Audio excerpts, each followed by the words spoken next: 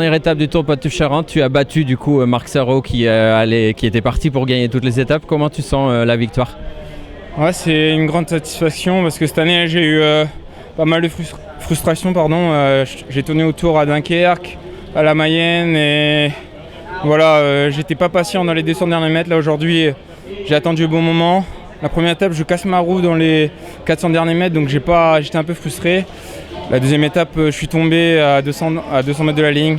Après, Marc Sarrault était très fort, mais aujourd'hui, c'est un parcours qui me correspondait avec une montée à 8 km de l'arrivée. Donc les efforts punchy comme ça me convient bien parce que je récupère bien des efforts. Et là, c'était un sprint vraiment difficile et il fallait être patient et très costaud dans les derniers mètres pour résister au retour des poursuivants. Justement, à quel moment tu as lancé le sprint aujourd'hui du coup?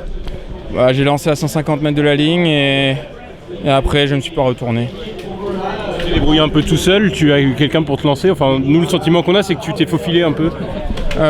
Non, après, on avait Pierre Latour qui était 3e au général, donc voilà, on a mis l'équipe autour de lui. J'arrive à me débrouiller tout seul, là on n'est pas en World Tour, donc surtout que c'était un circuit sélectif, donc il n'y avait pas beaucoup d'équipes. D'habitude, ça frottait beaucoup les autres étapes, et là, il n'y avait pas. Enfin, voilà, il fallait choisir la bonne roue, et j'ai réussi à me faufiler, et voilà, l'équipe a bien manœuvré jusqu'au circuit, j'étais bien placé, Pierre Latour aussi. Donc voilà, on voulait jouer le général surtout avec Pierre Latour et après moi j'étais un peu le joker et voilà, c'est une très belle récompense pour l'équipe et pour moi.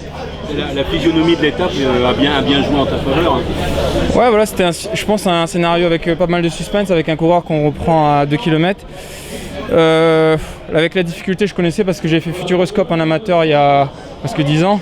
Donc je connaissais la bosse, c'était très tendu avec le vent en haut et ça a fait une bonne sélection par l'arrière.